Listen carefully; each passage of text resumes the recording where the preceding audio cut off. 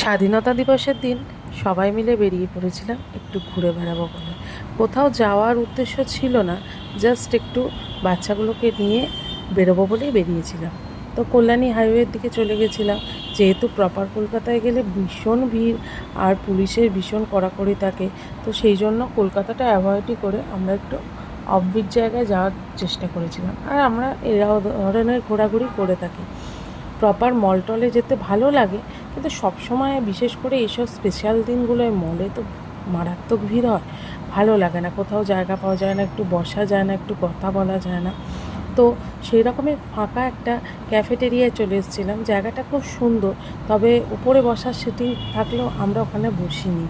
আমরা চলে এসেছিলাম এরকম একদম গ্রাউন্ড ফ্লোরে। কত এরকম ছাতা দিয়ে বসার জায়গা, দেখো ভালো লাগছিলো জায়গাটা।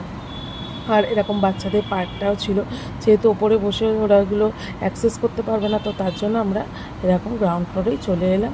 আমরা বসে দেখছিলাম আর ওরা এইসব মজাগুলো করছিল। তো এইসব খেলাখুলি করতে করতেই আমাদের খাবার চলে এলো। খাবারগুলো খুব টেস্টি ছিল, সেটা ফটো দেখে নিশ্চয়ই বুঝতে পারছো। আর চায়ের কালারটা দেখো এত সুন্দর, আর টেস্টও দারুণ ছিল। আর হাজব্যান্ড নিয়েছিল লিকার চা আর আমাদের দুধ চা। আর যখন গেছিলাম বিকেল ছিল, কিন্তু বাড়ি ফেরার সময় জায়গাটা এত সুন্দর লাগছিল। সন্ধ্যে হয়ে যাওয়ার পর কি সুন্দর লাইটিংটা লাগছিল।